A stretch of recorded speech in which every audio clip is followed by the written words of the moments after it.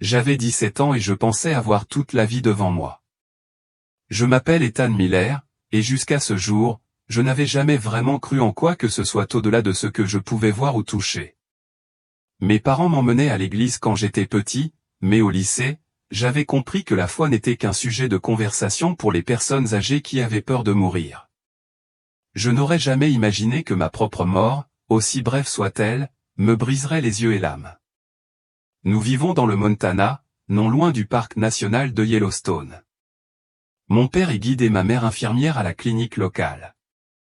Les étés ici sont remplis de touristes, mais pour moi, c'était simplement mon chez-moi, le ciel à perte de vue, les montagnes couvertes de pins et le bourdonnement constant de la nature.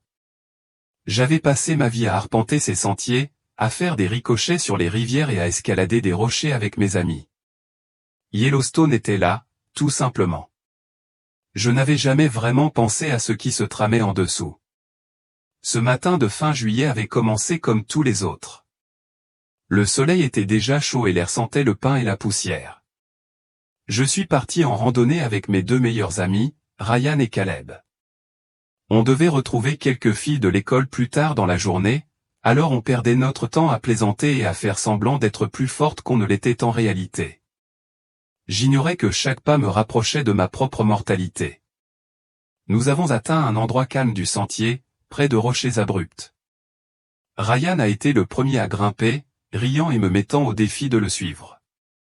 Je l'ai suivi, ignorant l'étrange sensation dans ma poitrine qui me disait que quelque chose clochait. C'est alors que la première secousse a frappé. J'ai d'abord cru qu'un camion était passé sur une route voisine. Mais il n'y avait pas de route ici. Le sol trembla sous mes pieds, un grondement survenant des profondeurs de la terre. « Waouh, tu as senti ça ?» cria Caleb. « Sûrement juste un petit tremblement de terre », ai-je répondu en essayant de paraître calme, mais mon estomac se serra. Je savais que de petits tremblements de terre se produisaient tout le temps près de Yellowstone, mais celui-ci était différent, plus violent. Nous sommes montés plus haut pour avoir une meilleure vue. C'est alors que la deuxième secousse est arrivée. Plus forte, plus violente. Les rochers se sont détachés autour de moi. J'ai entendu Ryan crier, mais avant que je puisse réagir, une partie de la pente a cédé. J'ai perdu pied, en un instant, j'ai glissé. Le gravier m'a éraflé les bras, mon sac à dos s'est accroché à un bord dentelé. Puis, crac. Une pierre de la taille d'un ballon de basket est tombée d'en haut et s'est écrasée sur ma jambe. La douleur m'a traversé comme un éclair. J'ai crié, mais ma voix semblait lointaine, engloutie par le grondement de la terre. J'ai essayé de bouger, mais en vain. Ma jambe était coincée et le poids du rocher pesait sur moi comme une main géante qui m'écrasait. Mes amis criaient mon nom, mais je les entendais à peine à cause du bourdonnement dans mes oreilles. Le monde autour de moi commençait à se brouiller. Je sentais mon cœur ralentir, ma respiration se réduire à des halètements courts et superficiels. Une étrange chaleur me submergea et je réalisai que je m'éloignais. Tout devint noir. Au début, j'ai cru m'évanouir, mais ce n'était pas comme dormir. C'était plus profond, plus vide, comme tomber dans un océan noir sans fond. Mon corps avait disparu. Je ne ressentais plus la douleur, mais je ne pouvais pas bouger non plus. Je me souviens avoir pensé, c'est ça? Est-ce comme ça que je vais mourir? Puis, venue de nulle part, une lumière apparut. D'abord faible, comme une bougie au loin, elle devint de plus en plus vive jusqu'à tout envahir. Ce n'était pas comme la lumière du soleil. C'était pur, chaud, vivant. Je la sentis m'attirer comme si elle me connaissait, m'appelant par mon nom sans un mot. Je voulais lutter, mais je n'y arrivais pas. Une partie de moi était terrifiée, mais une autre ressentait une paix étrange que je ne pouvais expliquer. Je voyais mon propre corps en bas, coincé et ensanglanté. Ryan essayait de déplacer le rocher. Caleb tâtonnait avec son téléphone pour appeler à l'aide. Mais je n'étais plus là. Je flottais au-dessus de tout cela, en apesanteur. Puis j'ai entendu quelque chose, une voix, douce mais puissante. Elle ne venait pas de la lumière. C'était la lumière. « Ethan, dit la voix, ton heure n'est pas venue, mais tu dois voir ce qui arrive. Mon cœur ou ce que j'avais dans cet étrange état battait fort. Qui me parlait? Comment connaissait-il mon nom? Je ressentais une présence d'amour immense, mais aussi une profonde tristesse, comme si cette voix connaissait toute la douleur et le chaos du monde. L'obscurité s'est dissipée et j'ai été attiré vers l'avant, plus profondément dans cette lueur dorée aveuglante. Je ne le savais pas encore, mais j'étais sur le point de voir des choses qui changeraient ma vie à jamais. Si ce premier chapitre vous a touché, abonnez-vous à la chaîne et laissez un commentaire. Votre soutien permet à ces témoignages authentiques de toucher davantage de personnes en quête d'espoir et de vérité. La lumière m'attirait comme un courant trop fort pour résister. Elle n'était ni froide ni violente, mais elle pesait lourd, comme une vérité qui s'imposait de tous côtés. Je voyais encore de faibles aperçus de la scène en contrebas. Mon propre corps brisé, coincé sous le rocher. Mes amis qui appelaient à l'aide avec frénésie. Le visage de Ryan était pâle, ses mains couvertes de terre et de mon sang. Caleb avait son téléphone collé à son oreille, mais le signal était faible. Il semblait si petit et lointain, comme des silhouettes dans un rêve qui s'évanouit. J'aurais dû ressentir de la peur, mais non. Au lieu de cela, j'ai ressenti une profonde conscience, la prise de conscience que je n'étais plus entravé par les limites de mon corps. Je me sentais plus légère, libéré de la douleur, mais aussi exposé, comme si chaque partie de moi, le bon comme le mauvais, avait été mise à nu à cet instant. La voix m'appela à nouveau. Ethan. Douce mais ferme, elle portait un poids qui me secouait profondément. Je ne voyais encore personne, mais je savais instinctivement que ce n'était pas une voix ordinaire. Ce n'était pas mon imagination. Ce n'était pas mon esprit brisé par un traumatisme. C'était quelqu'un qui me connaissait mieux que je ne me connaissais moi-même. Un tunnel apparut devant moi. Il ne ressemblait à aucun autre tunnel que j'avais déjà vu. Il n'était ni de roche ni d'acier. C'était un tourbillon de lumière, alternant entre des teintes dorées, blanches et bleu pâle. Je sentis une légère attraction me pousser à avancer. Je ne marchais ni ne courus. Je me laissais simplement porter. Plus j'avançais, plus le monde que j'avais connu semblait s'estomper. Les appels de mes amis devenaient étouffés et lointains, remplacés par un léger bourdonnement qui semblait vibrer en moi. Ce n'était pas effrayant. C'était comme le son de la vie elle-même, comme la création murmurant ses secrets. J'ai commencé à distinguer des formes dans la lumière, des silhouettes pas encore tout à fait solides, mais qui rayonnaient de chaleur et d'amour. Elles ne parlaient pas encore. Je sentais qu'elles m'accueillaient. Je ne savais pas s'il s'agissait d'anges ou de personnes qui m'avaient précédé, mais je sentais qu'elles étaient heureuses de ma présence. Juste au moment où je commençais à ressentir une étrange paix m'envahir, la lumière changea et je fus soudain tiré sur le côté.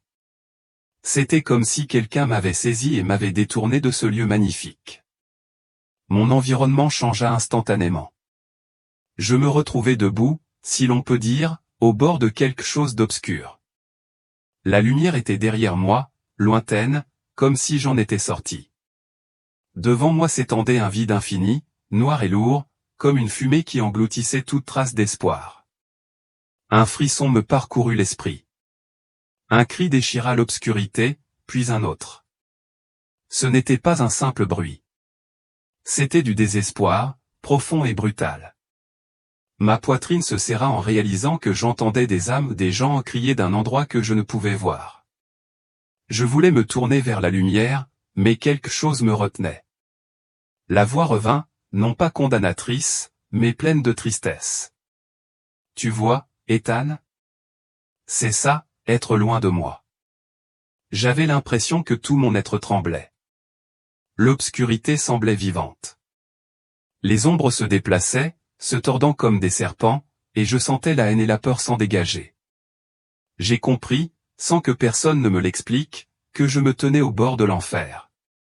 Je ne pouvais distinguer aucun visage, mais je savais que des amis étaient prisonnières des gens qui avaient autrefois vécu, ri et ignoré les murmures de la vérité. Certains avaient rejeté Dieu catégoriquement. D'autres avaient simplement choisi leur propre voie plutôt que la sienne. Leurs cris n'exprimaient pas seulement la douleur, mais le poids écrasant du regret. Pourquoi me montres-tu ça, murmurai-je, même si je n'avais pas de bouche dans cet étrange état. Parce que tu dois comprendre la réalité du choix, répondit la voix. La vie ne se résume pas à ce que l'on voit. Chaque âme est éternelle. J'ai essayé de détourner le regard, mais la vision persistait. J'ai vu une silhouette sombre qui se tendait vers moi dans l'obscurité. Sa main, ou ce qui ressemblait à une main, était fine et griffue. Je savais que je n'étais pas à ma place là. Mais je savais aussi combien j'aurais pu facilement finir parmi eux. Je me suis souvenu de ma propre colère, de mon orgueil, des fois où je riais de la foi où rejetais les discours sur Dieu. J'avais envie de crier. J'avais envie de courir. Puis, juste au moment où la peur atteignait son paroxysme, la lumière revint, m'enveloppant comme un bouclier. Les ombres reculèrent et je me sentis soulevé à nouveau, aspiré hors de cet endroit terrible. La chaleur de la lumière m'enveloppa et, l'espace d'un instant, je sanglotai. Même si aucune larme ne coula, je ne voulais plus jamais ressentir ce vide. Je compris, ne serait-ce qu'un peu, à quel point le fossé entre la lumière et l'obscurité était réel. Puis je l'ai vu. Au début, ce n'était qu'une silhouette dans la lueur, mais à mesure qu'il s'approchait, j'ai immédiatement su qui il était. Je n'avais besoin de personne pour me le dire. J'avais vu des tableaux et entendu des histoires enfants, mais rien ne m'avait préparé à cela. Sa présence était bouleversante, non pas par sa dureté, mais par son amour pur. Un amour si fort qu'il révélait chaque partie cachée de moi-même. C'était Jésus. Quand je l'ai vu debout, j'ai eu l'impression que chaque parcelle de ma vie, le bon, le mauvais et tout ce que j'essayais de cacher était exposé au grand jour. Son regard était indescriptible. Il ne se contentait pas de me regarder. Il scrutait mon âme à travers moi. Pourtant, je ne ressentais aucune condamnation. Seulement de l'amour, pur et profond, mais aussi une tristesse que je ne parvenais pas à comprendre. Ethan, dit-il d'une voix douce mais ferme, comme un père corrigeant gentiment son enfant. Ce moment t'est offert pour une raison. Tu as beaucoup à voir et à apprendre. J'aurais voulu tomber à genoux, mais je n'étais même pas sûr d'en avoir sous cette forme. C'était comme si mon esprit voulait s'incliner devant lui, ou non pas parce qu'il m'y forçait, mais parce qu'il était impossible de ne pas le faire en présence d'une telle sainteté. J'ai réalisé à cet instant combien j'étais petit comparé à lui. Avant que je puisse parler, il a tendu la main, ou plutôt une lumière qui ressemblait à sa main, et m'a touché. Une bouffée de chaleur m'a envahi, et en un éclair, ma vie s'est déroulée comme des scènes sur un écran. J'ai revu des moments dont j'étais fier, aider ma petite sœur quand elle avait peur, rire avec mes amis, tenir la main de ma mère quand elle était malade. Mais ensuite sont venus les moments que j'avais essayé d'oublier. Les moments où j'avais menti. Les moments où j'avais tourné le dos à ceux qui avaient besoin de moi. L'amertume que je portais. L'orgueil qui me faisait tourner en ridicule ma foi en Dieu. Je pensais qu'il allait me gronder ou se détourner. Au lieu de cela, il m'a regardé avec un regard si plein de compassion que j'ai craqué intérieurement. J'ai murmuré, « Je suis désolé ». Même si les mots semblaient trop faibles pour le poids de mes regrets. « Tu es pardonné », dit Jésus.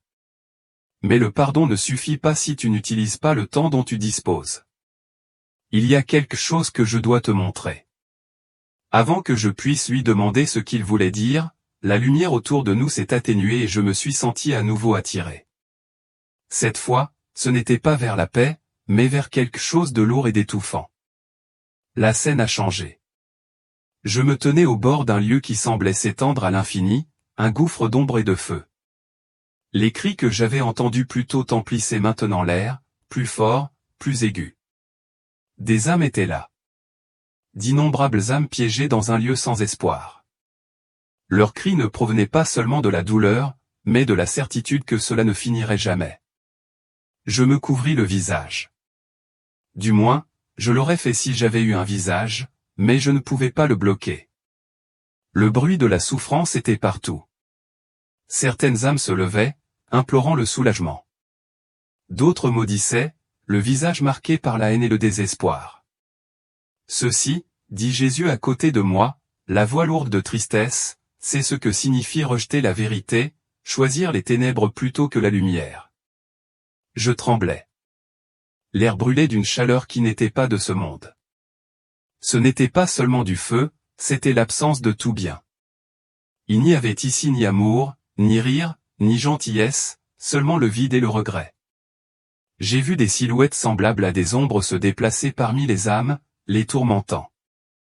Elles n'étaient pas humaines, et leur simple vue me rendait malade. Elles étaient comme une haine vivante, nourrie de peur et de désespoir. J'ai voulu me détourner, mais Jésus m'a dit, « Regarde, Ethan. Tu dois comprendre combien c'est réel. » Beaucoup se dirigent vers cet endroit chaque jour sans le savoir. Les larmes me brûlaient. Je pensais à mes amis d'école qui se moquaient de la foi, qui vivaient comme si rien n'avait d'importance au-delà du week-end suivant.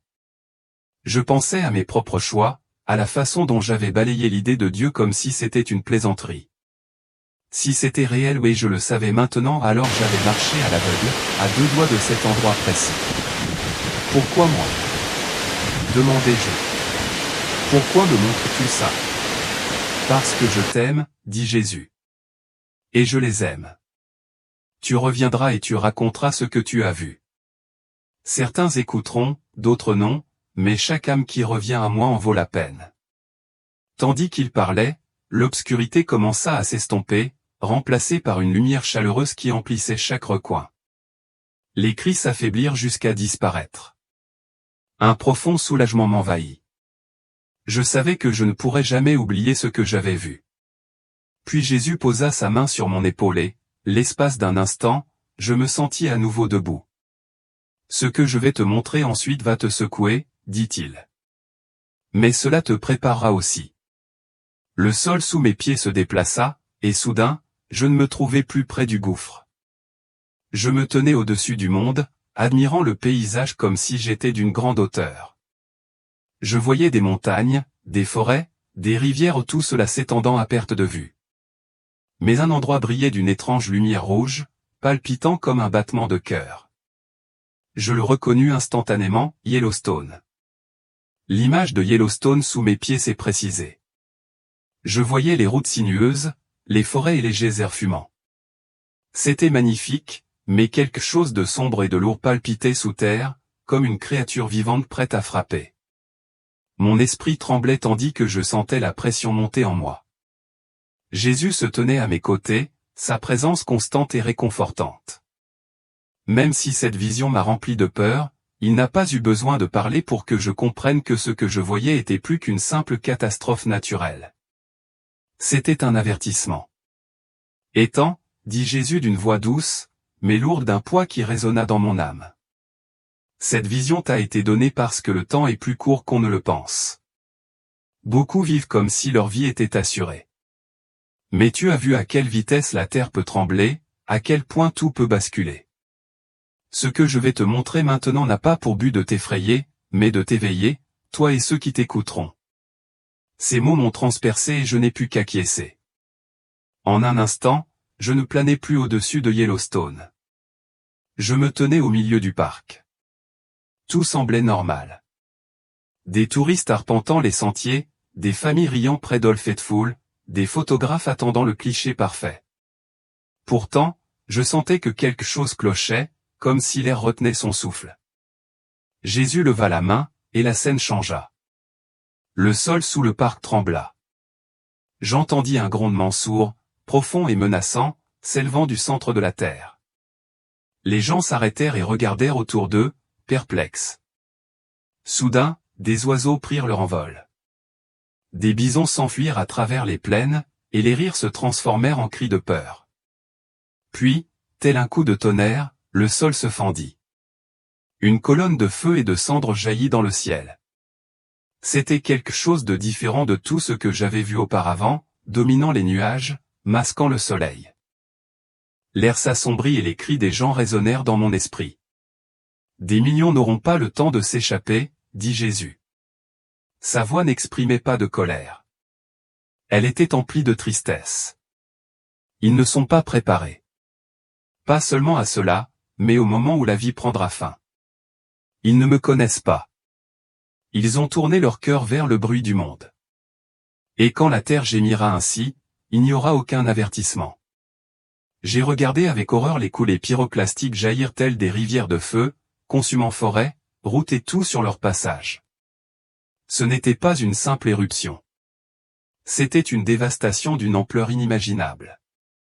J'ai vu des villes lointaines, Salt Lake City, Denver et même des régions du Midwest recouvertes de cendres. Le ciel s'assombrit et le monde se tut sous un voile de mort. Mes genoux cédèrent et je tombai en criant, « Pourquoi me montres-tu ça? Que puis-je faire » Jésus s'agenouilla près de moi et me leva le menton pour que je le regarde dans les yeux. L'amour était si intense que je ne pus retenir mes larmes. « Tu ne peux pas arrêter ce qui arrive, dit-il. Mais tu peux parler. Tu peux leur parler de moi. Tu peux leur dire que cette vie n'est pas une fin. Que même dans le désastre, je suis le chemin vers la vie éternelle. Tu peux leur dire que mes bras sont ouverts à tous ceux qui se tourneront vers moi. » Je sentis sa main sur mon épaule et soudain une chaleur me parcourut, plus forte que toute peur. Sa présence était comme un bouclier, solide et inébranlable. « N'aie pas peur de ce que tu as vu, dit-il. Mieux vaut ne rien craindre en ce monde que de vivre sans moi. » Puis il tendit de nouveau la main, et la vision changea à nouveau. Je me retrouvai au-dessus de Yellowstone, mais tout était désormais silencieux, comme si l'éruption n'avait jamais eu lieu. Ce fut un moment de silence, un rappel qu'il restait encore du temps, même si c'était peu. Jésus me regarda avec une compassion si profonde que mon cœur se serra. « Tu reviendras, dit-il. Mais avant cela, tu dois voir le ciel et l'enfer, afin de pouvoir en parler avec vérité. » À l'instant même où il prononça ces mots, le monde autour de moi se dissout dans une pure lumière. Je me sentis m'élever, non seulement vers le ciel, mais au-delà de tout ce que j'avais connu. La lumière s'estompa et je me retrouvai debout au-dessus de Yellowstone. Mais cette fois, c'était différent. Le parc, d'habitude si animé par les touristes, semblait étrangement immobile. Un silence pesant planait dans l'air, comme si la création elle-même retenait son souffle. Jésus était à mes côtés, sa présence calme mais solennelle, comme s'il me préparait à ce que j'allais voir. « Ethan, dit-il, ce que tu vois maintenant n'est pas un rêve. C'est une vision de ce qui pourrait arriver si les cœurs restent endurcis. Tu dois te souvenir de ce moment et raconter aux autres ce que tu as vu. » Le sol en contrebas se mit à trembler, d'abord comme une vibration subtile, puis avec une force qui fit trembler le paysage tout entier. De la vapeur s'échappa des geysers et des fissures commencèrent à s'ouvrir dans la terre, serpentant sur le sol telles des cicatrices incandescentes. Je voyais la peur se répandre parmi les gens, les familles pointaient du doigt les fissures, les gardes forestiers criaient à tout le monde de partir. Et puis c'est arrivé. Un rugissement assourdissant a déchiré la terre tandis qu'une éruption colossale déchirait le sol. Une colonne de feu, de cendres et de roches en fusion s'est élevée très haut dans le ciel, surpassant tout ce que j'avais jamais vu. La force de cette explosion était inimaginable, comme si le cœur même de la planète explosait. Je sentais mon esprit trembler en voyant le ciel s'assombrir, la lumière du jour absorbée par une obscurité si épaisse qu'elle semblait vivante. Jésus se tenait silencieusement à mes côtés, me permettant d'observer la dévastation dans son intégralité. Des fleuves de roches en fusion déferlaient sur le pays, engloutissant tout sur leur passage. Des forêts entières s'embrasèrent en quelques secondes, leurs flammes balayées par un monstrueux mur de chaleur. Je voyais les villes voisines ouest Yellowstone, Cody et les confins du Montana disparaître sous une pluie de cendres brûlantes. Des millions de personnes n'auront pas le temps de s'échapper, a dit Jésus. Sa voix était pleine de tristesse, mais elle portait la force de la vérité éternelle. La terre est fragile et le temps est précieux. Lorsque les hommes détournent leur cœur de Dieu et ne se confient qu'en eux-mêmes, ils ne sont pas préparés à ce qui les attend, ni dans la vie ni après la mort. J'aurais voulu détourner le regard, mais je n'y arrivais pas. La vision m'emportait plus loin, me montrant des autoroutes encombrées de voitures, des gens abandonnant leurs véhicules et courant à pied tandis que la cendre commençait à tomber comme une neige ardente. J'ai vu des enfants pleurer, des parents crier, le chaos éclater de toutes parts. Ce n'était pas seulement une catastrophe, c'était l'effondrement de tout ce que l'on croyait sûr. La scène s'est élargie. J'ai vu les conséquences de l'éruption se propager comme une vague à travers le pays. Les cendres ont voyagé haut dans l'atmosphère, transportées par le vent à travers les États et les villes Denver, Salt Lake City, Boise, chacune tombant sous un voile d'obscurité. Les récoltes ont dépéri. Les rivières se sont assombries de boues toxiques. Et j'ai entendu les cris de ceux qui n'avaient plus d'espoir, plus de foi à laquelle s'accrocher, tandis que la réalité de leur mortalité les frappait comme une tempête. Je me suis tourné vers Jésus, le cœur brisé. Pourquoi me montres-tu ça? Je ne peux pas arrêter une chose pareille. Tu n'es pas censé l'arrêter, dit-il doucement. Tu es censé les avertir. Dis-leur que cette vie n'est pas garantie. Dis-leur de préparer leur cœur, de se tourner vers moi, de rechercher le pardon et la vie éternelle. Même si seuls quelques-uns écoutent, chaque âme sauvée en vaut la peine. La vision changea à nouveau. Je vis des gens à genoux, certains implorant Dieu, leur voix s'élevant dans l'air chargé de cendres. Jésus les regarda avec compassion. Même dans les ténèbres profondes, dit-il, j'entends toute voix qui appelle mon nom. Je n'abandonne pas ceux qui me cherchent.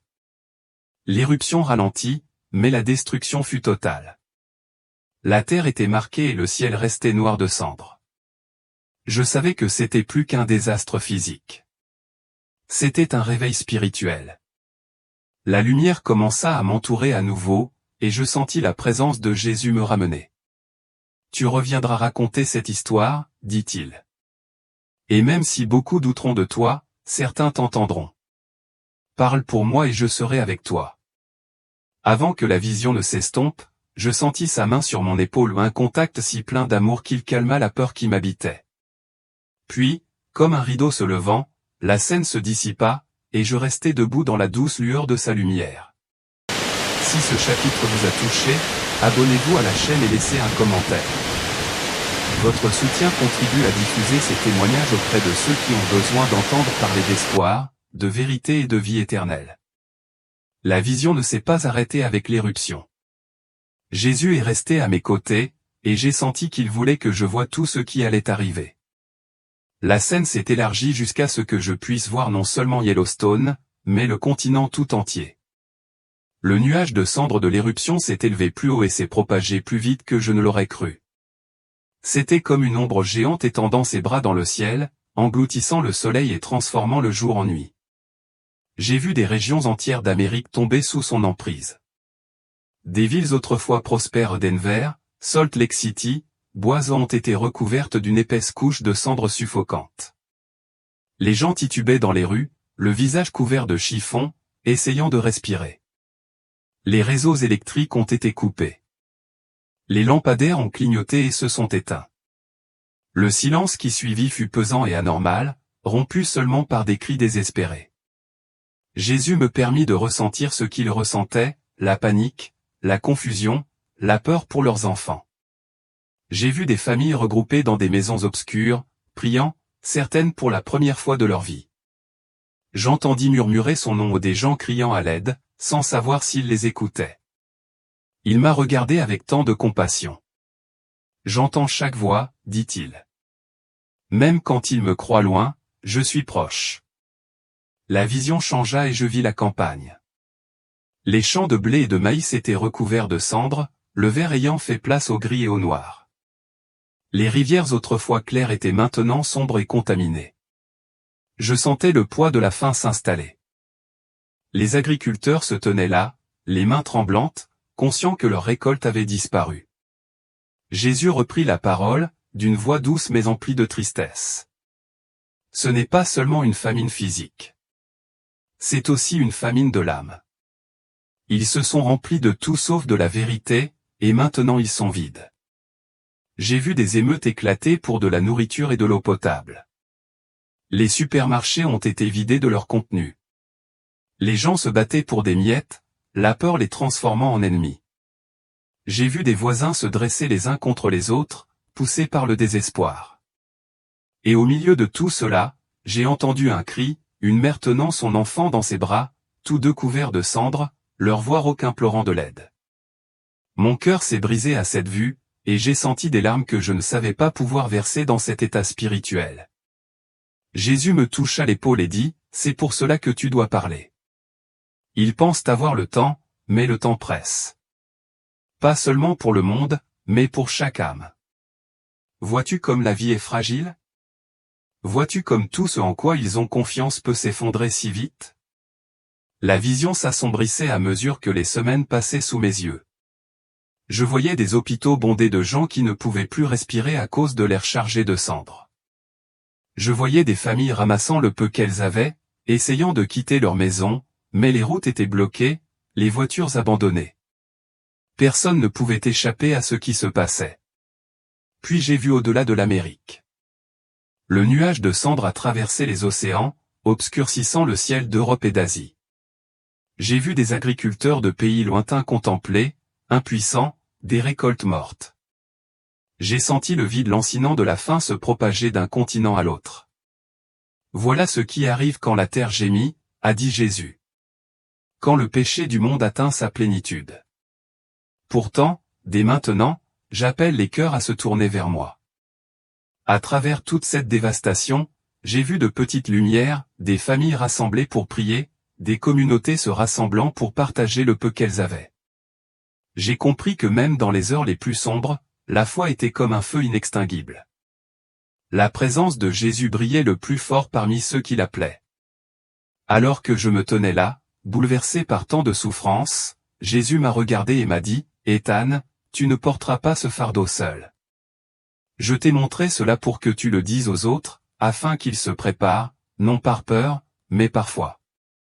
Ne laisse pas cette vision se réaliser. » J'ai hoché la tête, mais mon cœur était lourd. Ce que j'avais vu me hantrait à jamais. Tandis que la vision de dévastation s'estompait, je sentais la chaleur de la présence de Jésus s'intensifier. L'obscurité, les cendres et les cris avaient disparu, remplacés par une douce lumière dorée qui semblait respirer la vie. Mon esprit était épuisé par ce que j'avais vu, la peur, la faim, le désespoir. Mais Jésus a posé sa main sur moi et, à cet instant, tout mon poids s'est envolé. « Ethan, dit-il doucement, tu as vu ce qui arrive quand on vit sans espoir. Maintenant, je vais te montrer ce qui attend ceux qui me font confiance. » Avant que je puisse répondre, la lumière m'enveloppa. Elle n'était pas aveuglante, mais vivante. Chaque particule brillait de joie et d'amour. Mes pieds, ou ce que j'avais sous cette forme, touchèrent un sol doux, presque comme marcher sur la lumière elle-même. Je regardai autour de moi et je retins mon souffle. Le ciel s'étendait devant moi, vaste et magnifique, au-delà de tout ce que j'avais imaginé. Les couleurs étaient plus riches, plus profondes, plus réelles que sur terre. Le ciel n'était pas seulement bleu, c'était un océan de lumière vivante. Les rivières scintillaient comme du cristal liquide, coulant à travers des champs d'herbes dorées qui ondulaient comme si elles chantaient au gré du vent. Les arbres portaient des fruits qui brillaient doucement, et les fleurs de toutes les couleurs imaginables s'ouvraient et se refermaient comme pour louer Dieu. J'entendais de la musique, mais pas celle des instruments, c'était une harmonie qui émanait de tout, de chaque feuille, de chaque goutte d'eau, et même de l'air. Ce n'était pas seulement un son. C'était une joie pure qui m'enveloppait et emplissait mon cœur jusqu'à ce que je crois éclater. Est-ce le paradis, murmurai-je, n'en croyant pas mes yeux.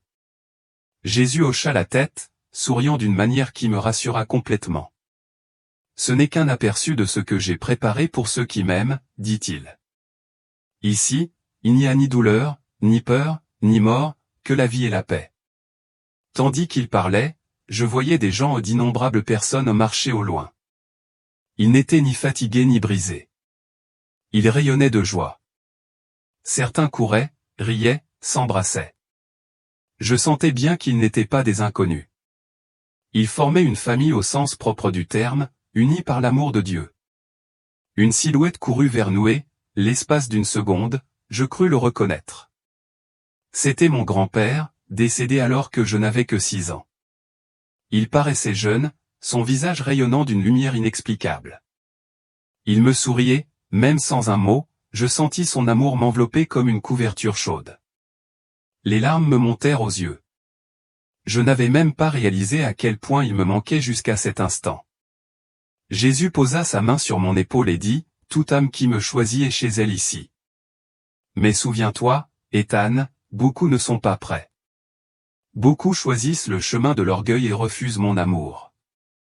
Tu as vu où ce chemin mène. J'acquiesçais, le cœur à la fois rempli de joie et lourd de chagrin. Je comprenais maintenant pourquoi il m'avait montré l'enfer en premier. Le contraste entre cette obscurité et cette beauté était impossible à ignorer. Je voulais rester ici pour toujours, mais au fond de moi, je savais que ce n'était pas mon heure. Nous avons suivi un sentier qui menait à une vaste vallée. Au centre se trouvait un trône de lumière si rayonnant que je ne pouvais pas le regarder directement. J'ai senti une vague d'amour et de puissance m'envahir, et j'ai su que c'était la présence de Dieu le Père. Je voulais tomber, non par peur, mais parce que j'étais submergé par la pureté de tout cela. Jésus me regarda avec compassion. Tu retourneras à ta vie, Ethan. Mais je veux que tu te souviennes de ce que tu as vu. Dis aux gens que le paradis existe, que je leur prépare une place. Beaucoup pensent que cette vie est tout, mais ils se trompent. Il y a bien plus, tellement plus, s'ils se tournent vers moi. J'ai essayé de parler, mais aucun mot ne m'est venu. J'ai simplement hoché la tête, le cœur battant la chamade. Viens, dit-il. Il y a encore quelque chose que je dois te montrer avant ton retour. La vallée s'estompa et je me sentis attiré vers moi, non pas vers les ténèbres de l'enfer, mais vers quelque chose de différent. Je sentais qu'il allait me révéler non seulement la beauté, mais aussi la vérité sur les raisons pour lesquelles tant de personnes ne sont pas préparées à ce qui les attend. L'éclat du ciel s'estompa et je me sentis à nouveau emporté, comme porté par un courant incontrôlable. Mon cœur brûlait de désir de rester dans cet espace de paix et d'amour. Mais la présence de Jésus était constante à mes côtés, me guidant dans la suite. Son expression était solennelle, presque triste, comme s'il connaissait le poids de ce qu'il allait me révéler. « Ethan, dit-il d'une voix douce mais autoritaire. Tu as vu ce qui attend ceux qui me font confiance et ceux qui me rejettent. Mais il y a autre chose que tu dois comprendre. Beaucoup vivent comme s'ils ne se tiendraient jamais devant moi. Leurs cœurs sont distraits. Leurs oreilles sont bouchées et leurs âmes endormies. Je vais te montrer pourquoi je te renvoie. » Le paysage changea et soudain, je contemplais le monde comme si je le surplombais. Ce n'était pas seulement l'Amérique, je voyais le monde entier. J'ai vu des millions de personnes rivées sur leurs écrans, le visage illuminé par leur téléphone, leur télévision et leur tablette. Absorbés par le bruit du monde, inconscients de ce qui se passait autour d'eux, j'entendais leurs pensées, leurs inquiétudes concernant l'argent, la célébrité, les relations et le pouvoir, mais pas une seule pensée concernant l'éternité. Ils ont remplacé ma vérité par les illusions de ce monde. Jésus a dit, même mon peuple, ceux qui se disent chrétiens, sont distraits. Ils craignent les hommes plus que Dieu. Ils se soucient plus d'être divertis que d'être prêts. Ils dorment. J'ai vu des églises remplies de gens chantant et applaudissant, mais beaucoup avaient le cœur loin de lui. Certains menaient une double vie, souriant le dimanche, mais poursuivant le péché le reste de la semaine. D'autres étaient tièdes, croyant en lui de tout leur esprit, mais ne lui donnant jamais vraiment leur cœur. Ils pensent avoir le temps, dit Jésus. Mais le temps est court. Regarde. Le décor changea à nouveau et je vis des familles se disputer, des voisins se battre, des gouvernements s'élever et s'effondrer. J'ai vu des catastrophes aux tempêtes, incendies et guerres. J'ai vu la terre elle-même gémir sous le poids de l'orgueil et de la rébellion humain. Puis j'ai revu Yellowstone, calme en surface, mais rougeoyant en dessous. C'était comme une horloge qui tourne, attendant le moment de son éruption. Dis-leur, dit Jésus, la voix brisée par le chagrin. Dis-leur que chaque battement de cœur est un don. Dis-leur de pardonner, de se repentir, de se tourner vers moi. Dis-leur de ne pas attendre demain. Car demain n'est pas promis. Je ressentais sa douleur pour ceux qui refusent de l'écouter. Ce n'était pas de la colère. C'était la profonde tristesse de quelqu'un qui regarde ses enfants courir vers la destruction tandis que lui, les bras ouverts, attend de les sauver. Mais Seigneur, dis-je, ils ne me croiront pas. Je ne suis qu'un adolescent. Ils diront que j'ai tout inventé. Certains douteront de toi, dit Jésus. Mais d'autres t'écouteront. Parle avec courage, sans peur. Semez les graines et je les arroserai. Même une seule âme sauvée vaut tous les rejets que tu subis. Sa main se posa sur mon épaule, et je ressentis une poussée de force comme je n'en avais jamais connue auparavant. Les jours à venir ne seront pas faciles, Ethan. On se moquera de toi. Tu seras incompris. Mais n'aie pas peur. Je suis toujours avec toi.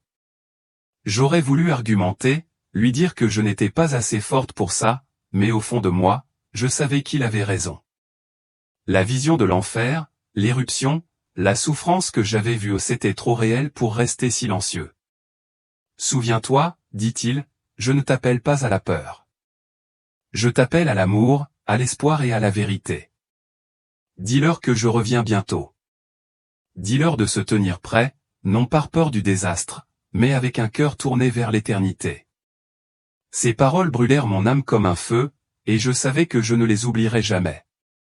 J'ai regardé autour de moi et, pendant un bref instant, j'ai vu les visages de personnes que je ne connaissais pas, des hommes, des femmes, des enfants, certains pleuraient, d'autres souriaient. Des visages, j'ai compris, ceux de ceux qui pourraient entendre ce témoignage un jour. Puis Jésus recula et la lumière autour de lui sembla devenir encore plus intense. Il y a une dernière chose que je dois te montrer, dit-il. Ensuite, tu reviendras.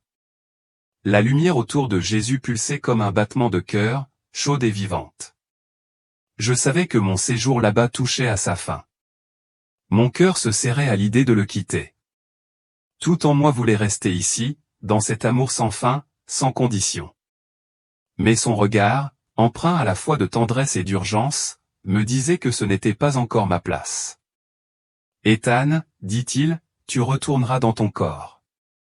Tu porteras ce que je t'ai montré. Ne le cache pas. Ne laisse pas la peur te réduire au silence. Le monde doutera, mais la vérité ne dépend pas de qui y croit. Parle et je serai avec toi. J'essayais de trouver les mots, mais aucun ne me suffisait. Tout ce que je pus dire fut, s'il te plaît, ne me quitte pas, tu ne seras jamais seul. Jésus a dit, sa voix, telle une mélodie, s'est ancrée profondément en moi. Même quand tu ne me vois pas, je suis avec toi. Quand tu parles de moi, je te fortifie. Souviens-toi de cela, Ethan. Des millions de personnes ne seront pas prêtes face au désastre, mais tu peux être une voix qui réveille certains de leur sommeil. Le monde autour de moi commença à tourbillonner, la lumière s'éloignant comme une marée qui se retire. J'ai tendu la main, désespéré de m'accrocher, mais la force m'a tiré en arrière de plus en plus vite, jusqu'à ce que tout devienne noir. Puis la douleur est arrivée. J'ai halté, mes poumons me brûlaient comme s'ils avaient été privés d'air pendant des heures. J'ai ouvert les yeux brusquement et je fixais le plafond d'une chambre d'hôpital. Des machines bipaient autour de moi. J'avais un tube dans le bras. Ma poitrine me faisait mal à chaque respiration. Ethan. Oh mon Dieu. Ethan. C'était la voix de ma mère. Elle était penchée sur moi, le visage baigné de larmes, sa main serrant la mienne comme si elle ne voulait plus la lâcher. Mon père se tenait à côté d'elle, la mâchoire serrée, essayant de rester fort, mais je lisais le soulagement dans ses yeux. Où suis-je, ai-je rauque. Ma voix semblait appartenir à quelqu'un d'autre, brisée. Tu es à l'hôpital Saint-Vincent, m'a dit mon père. Tu as été victime d'un glissement de terrain. Les secours t'ont trouvé juste à temps. Je clignais des yeux, essayant de traiter ces paroles. Mais mon esprit était encore rempli d'images. Le feu, les cendres, la lumière et le visage de Jésus. Tout était si vivant, si réel, que la pièce stérile qui m'entourait me semblait une pâle ombre de la vérité que je venais de vivre. Un médecin est entré, a vérifié mes constantes et m'a braqué une lampe dans les yeux. Vous avez de la chance d'être en vie, a-t-il dit. Vous êtes resté inconsciente pendant près de 18 heures. Vous avez perdu beaucoup de sang et présentiez des signes de manque d'oxygène. Nous n'étions pas sûrs que vous vous réveilliez. Mais je m'étais réveillé, et je savais pourquoi. Dès que j'ai retrouvé la force, j'ai essayé de parler. Je l'ai vu. J'ai vu Jésus, murmurai-je. Ma mère se figea, les yeux écarquillés. Mon père jeta un coup d'œil au médecin, qui lui adressa un sourire poli, comme s'il avait déjà entendu ça de la part de patients traumatisés. C'est le médicament, dit-il doucement. Ne te fatigue pas, fiston. Repose-toi. Mais je ne pouvais pas rester silencieux. Non, dis-je en forçant ma voix à être plus forte. Je suis mort. J'ai vu le paradis. J'ai vu ce qui arrive. Yellowstone va entrer en éruption. Des millions de personnes n'auront pas le temps de s'échapper. Le silence s'installa dans la pièce. Mes parents me regardaient comme s'ils ne savaient pas quoi dire. Ma mère me caressait doucement les cheveux, comme elle le faisait quand j'étais petit. Ma chérie, tu as traversé beaucoup d'épreuves. Tu n'as pas besoin d'en parler maintenant. Mais c'est vrai, ai-je insisté, la voix tremblante.